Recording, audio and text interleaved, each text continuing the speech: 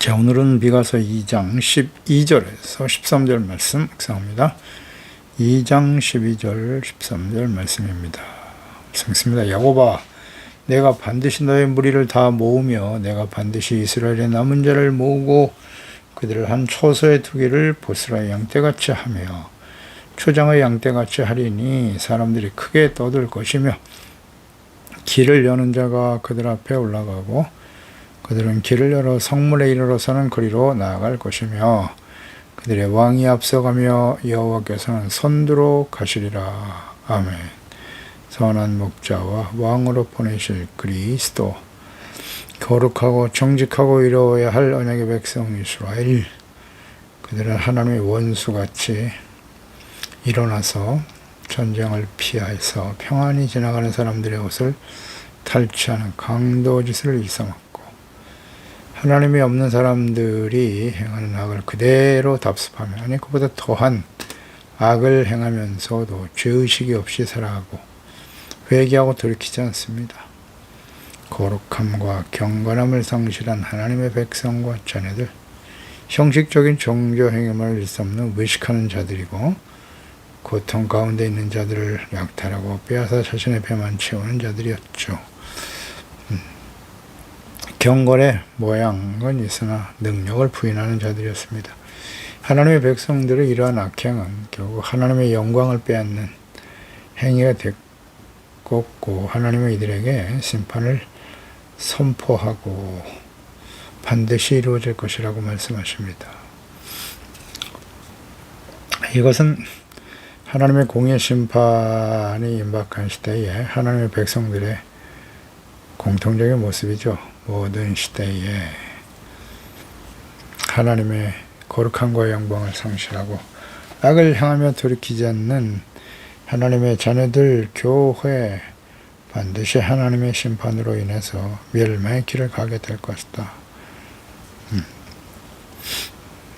이 이스라엘 백성들, 하나님의 백성들의 멸망의 원인은 부패한 권력자들이죠. 왕, 제사장, 선지자들, 방백들의 부패와 타락입니다. 바른 말을 책망에 말이죠. 하나님의 말씀에 입각해서 책망과 바르게 의로 교육해야 될 하나님의 말씀을 전하기보다는 무조건적인 축복을 말하는 아청꾼들, 그대로 오히려 더 하나님의 백성들은 좋아했죠. 유유상종 같은 사람들이 모여서 악을 행하는 것입니다. 심판이 임박한 시대에 하나님의 자녀들과 거짓 목사들의 특성이 와 같다. 12절에 야곱아, 내가 반드시 너의 무리를 다 모을 것이다. 이스라엘의 남은 자를 모으시고 보스라의 양떼같이, 초장의 양떼같이 만들 것이다. 하나님께서 이방인들보다 악을 행하고 완악한 그들에게 공의로 심판하시는 거죠. 하나님이 심판하시는 목적은 재앙 자체가 아니죠. 회복입니다. 회복. 거룩한 하나님의 백성으로의 회복입니다. 그러니까 비록 이들이 돌이키지 못하고 심판과 멸망의 길을 가게 되지만 그들을 연단하시고 정체성과 사명, 하나님과의 관계를 회복하기를 원하시는 분이 하나님이시죠. 내가 반드시 너희를 부리를 모아서 남은 자를 모을 것이다. 회복시켜 주실 것을 약속하고 계시는 거죠. 푸른 초장으로 인도하실 것이다. 선한 목자이신 하나님께서 그들을 다시 약속의 땅으로 불러 모으실 것이다. 또 그들에게 풍성꼴을 먹이실 것이다. 남은 자는 하나님께서 심판과 징계와 환난의 과정을 거쳐 연단되어진 하나님의 백성들입니다. 징계의 과정을 통해서 죄를 회개하고 용서받고 의롭고 거룩한 하나님의 자녀로 회복된 사람들이죠. 백성들로 회복된 사람들이에요.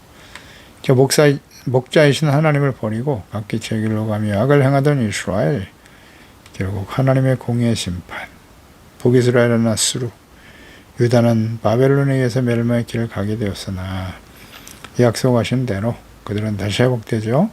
예루살렘으로 돌아와서 성전을 건축하고 하나님의 다스림과 돌보심으로 평안을 누리게 됩니다.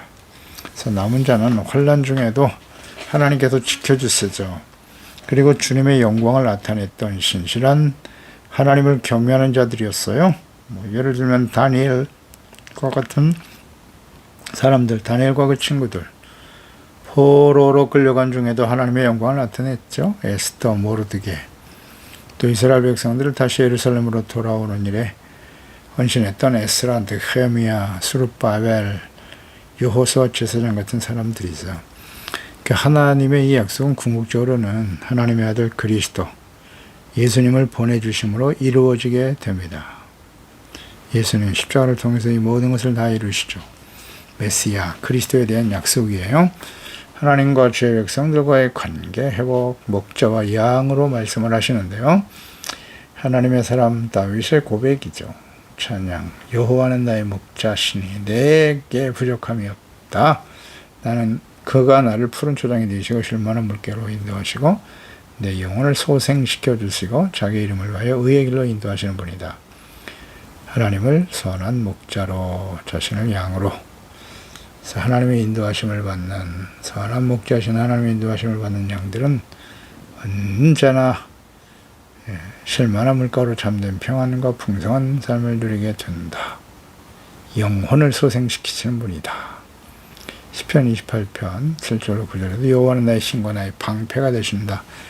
내 마음이 그를 의지하여 도움을 얻었도다. 그러므로 내 마음이 크게 기뻐하며 내 노래로 그를 찬송하리로다.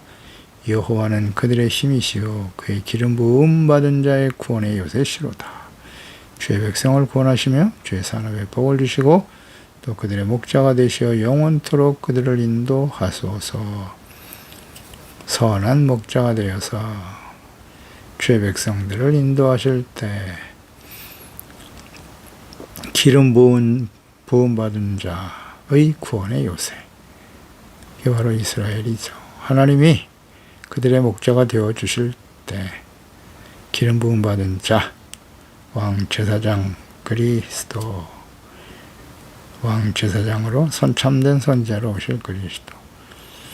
마가복음 6장 34절에 예수께서 나와서 큰 무리를 보시고 그 목자 없는 양 같음으로 인하여 불쌍히 여기셨다. 이에 여러 가지로 가르치시더라. 그러니까 예수님께서 당시 그리스도로 이제 보내심을 받은 하나님의 아들 그리스도이신 예수님께서 당시에 하나님의 백성 이스라엘, 그들은 목자가 없어 유리 방황하는 양들과 같다고 보셨죠. 그들을 구원하기 위해서 하나님께서 불쌍히 여기고 목자이신 예수님을 보내주신 거죠. 그래서 요한복음 10장 11절 이하에도 나는 선한 목자다. 예수께서 자신을 선한 목자로 선포하셨어요. 정체성을 밝히셨죠. 선한 목자는 양들을 위해 목숨을 버린다. 십자가에 죽으실 것도 말씀하셨고요. 사꾼은 목자가 아니다. 양도 재앙이 아니라 이리가 오는 것을 보면 양을 버리고 달아난다. 이리가 양을 물어가고 또 해치나니라. 이런 말씀하셨죠. 나는 선한 목자다. 나는 내 양을 알고 양도 나를 아는 것이 아버지께서 나를 아시고 내가 아버지를 아는 것 같이 나는 양을 위하여 목숨을 버리노라. 또 이 우리 안에 들지 아니한 다른 양들이 내게 있어 내가 인도하여야 할 터이니 그들도 내 음성을 듣고 한 무리가 되어 한 목자에게 있으리라. 이런 말씀하셨거든요. 예수님은 선한 목자세요. 참 목자이신 그리스도를 보내심. 예수 그리스도께서 참된 목자로 이 땅에 오셨어요. 그리고 하나님이 택하신 양들은 그 목자이신 주님의 음성을 듣고 따르게 됩니다. 우리 13장 20절에 양들의 큰 목자이신 우리 주 예수를 영원한 언약의 피로 죽은 자 가운데서 이끌어내신 평강의 하나님이 모든 선한 일에 너희를 온전하게 하신다. 자기의 뜻을 행하게 하시고 그 앞에 즐거운 것을 예수 그리스도로 말미암아 우리 가운데 이루시기를 원하노라. 네, 이런 고백이죠. 자기의 뜻을 행하시고 너희를 온전하게 하신다. 즐거운 것을 그리스도로 말미암아 이루기를 원하신다. 선한 일에 너희를 온전케 하신다. 이런 목적으로 예수께서 참된 목자로 우리 가운데 오셨다. 베드로전서 2장 21절 이하에도 이를 위하여 너희가 부르셔왔다. 그리스도도 너희를 위하여 고난을 받으사 너희에게 본을 끼쳐 그 자체를 따라오게 하려 하셨나니라. 그는 범죄하지 않았고 거짓도 없으시며 욕을 당하실 때 먼저 욕하지 않으셨죠. 않으셨죠. 고난을 당하되 위협하지 않으셨고요. 오직 공의로 심판하시는 이에게 모든 것을 부탁하셨다. 친히 나무에 달려 그 몸으로 우리의 죄를 담당하셨으니 이는 우리로 죄에 대하여 죽고 의에 대하여 다시 살게 하려 하심이니라. 그가 채찍에 맞음으로 너희는 나무로 뒀다. 너희가 전에는 양과 같이 길을 잃었지만 이제는 너희 영혼의 목자와 감독 되신 이에게 돌아왔나니라. 아멘입니다. 이제 예수님께서 우리의 영혼의 목자이며 감독이 되신다. 죄에 대하여 죽고 의에 대하여 다시 살게 하시기 위하여 죄 없으신 하나님의 아들 그리스도께서 십자가에 죽으시고 부활하신 것이죠. 그 그리스도이시며 선한 목자로 보내심을 받은 예수님을 통해서 하나님의 양떼들을 불러 모으시고 하나님의 다시를 받는 하나님의 나라의 백성과 자녀로 삼으시고 말씀으로 양육하시고 천국으로 인도하시는 하나님이십니다. 그런데 그 목자로 오신 그리스도를 거부했죠. 거짓 목자들, 대제사장과 서기관, 바리새인들, 악한 자들이죠. 외식하는 자들이었고요. 그들은 그리스도를 거부하고 백성들을 미혹하여 그리스도를 온전히 믿고 따르지 못하도록, 구원받지 못하도록 방해했어요. 그리고는 결국 예수님을 죽여 십자가에 못 박아 죽여버리고 말죠. 그래서 그들도 하나님의 공의 앞에 멸망의 길을 가고 맙니다. 그리스도이시며 선한 목자로 보내심을 받은 예수님을 통해서 양떼들을 불러 모으신 하나님, 그 하나님이 다스리시는 하나님의 나라 백성과 자녀로 삼으시고 말씀으로 양육하시고 천국으로 인도하시기를 간절히 원하시는 하나님이십니다. 오늘날도 교회가 선한 목자이신 그리스도를 따르는 하나님의 양떼들의 오리가 되고 그곳에서 하나님께서 주시는 살진 꼴을 먹고 하나님의 말씀이죠. 말씀으로 꼴을 얻어 풍성하게 하시는 하나님의 은혜가 계속되어지기를 원하시죠. 그리고 궁극적으로는 천국으로 인도하시는 하나님이십니다.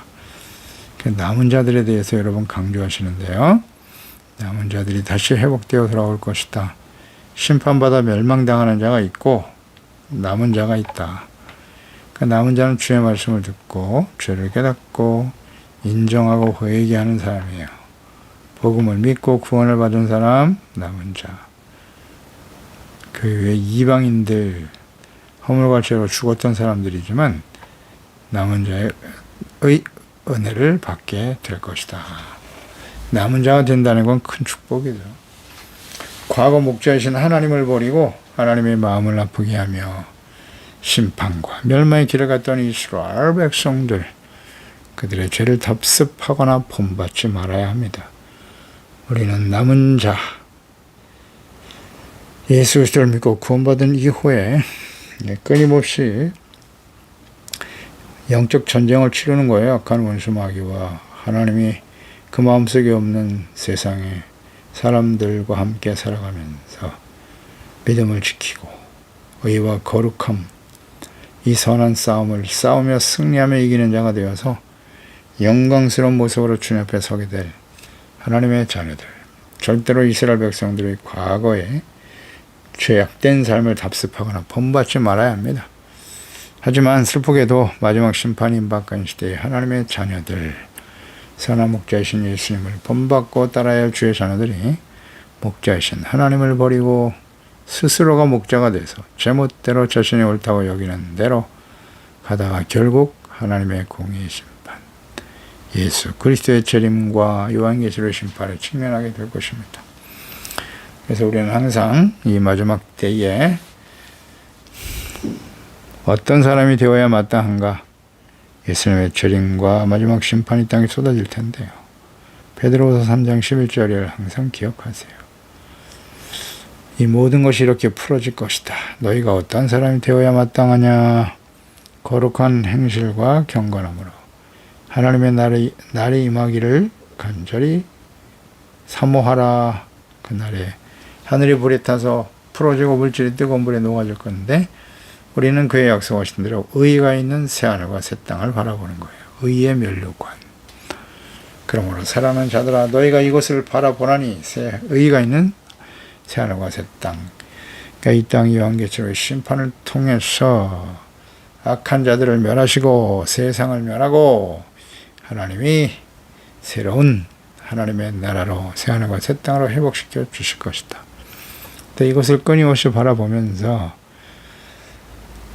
살아가야 하는데, 그러기 위해서는 어떻게 해야 돼요? 주 앞에서 점도 없고 흠도 없이 평강 가운데 나타나기를 힘쓰라. 아멘. 점도 없고 흠도 없이 평강 가운데 나타난다. 악인에게는 평안이 없어요. 평안은 언제나 죄를 깨닫고 회개하고 용서받을 때 주어지는 주님의 은혜의 선물이에요. 심령이 가난해야죠. 그래도 죄를 깨닫고 애통하며 온유하고 겸손한 자로 하나님이 우리를 긍휼히 여신 같이 서로를 긍휼히 여기고 불쌍히 여기는 사람, 마음이 깨끗한 사람, 하나님과 끊임없는 인격적인 교제를 이루고 말씀 속에서 성령 안에서 그리스도 예수 안에서 하나님과 동행하며 살아가는 사람, 그런 사람들이 진정 참된 평안을 누리는 사람이죠. 거룩한 행실. 그래서 언제나 하나님 앞에 점도 없고 흠도 없이 평강 가운데 나타나기를 끊임없이 힘쓰는 사람들, 주야로 말씀을 묵상하고 그 말씀에 드러난 죄를 회개하고 기도와 예배를 통해서 변화된 삶의 모습을 통해서 주의 영광을 나타내며 살아가는 사람들이 되어야 할 것입니다. 힘써라 그랬습니다. 무엇을 힘쓰고 있습니까? 지금 우리는 무엇을 힘쓰고 있습니까? 13절에 길을 여는 자가 그들 앞에 올라가고 그들은 길을 열어 성문에 이르게 될 것이고 그리로 나갈 것이다. 그들의 왕이 앞서가며 여호와께서는 선두로 가신다. 하나님이 이끌어 주실 것이다. 길을 여는 자는 이스라엘을 심판하시는 그 징계 이후에 회복시켜 주실 참된 목자겠죠. 메시아를 의미하는 것입니다. 그 왕이 앞서 행한다. 여호와께서 선두로 행하신다. 왕은 그리스도 메시아입니다. 그러니까 백성들 앞에 서서 인도하시는 왕의 모든 행위와 통치가 하나님의 능력과 권능에서 비롯된 것임을 의미하는 것이고요. 하나님께서 보내실 예수 그리스도, 그는 백성들의 인도자로서 백성들을 구원하기 위해서 자신의 몸을 십자가의 화목제물, 속죄제물로 드리셨습니다. 선한 목자로 오셔서 유리방황하는 양떼들, 하나님의 양떼들을 사랑과 긍휼을 통하여 백성들을 이방의 압제에서 해방시켜 주시고 참된 하나님의 자녀로의 회복, 이러한 예언의 말씀, 1차적으로는 바벨론 포로에서 돌아와 회복되는 역사적 사실로 증명하셨죠. 궁극적으로는 하나님의 백성이 메시아 그리스도로 오실 예수님을 통해서 온전히 구원을 받게 될 것을 예표하는 예언적 말씀이죠. 마태복음 4장이죠. 14절 이하에 있는 선지자 이사야를 통해 하신 말씀을 이룰 것이다. 스불론 땅과 납달리 땅 저편 해변길과 이방의 갈릴리오 흑암에 앉은 백성들이 큰 빛을 보았고 사망의 땅과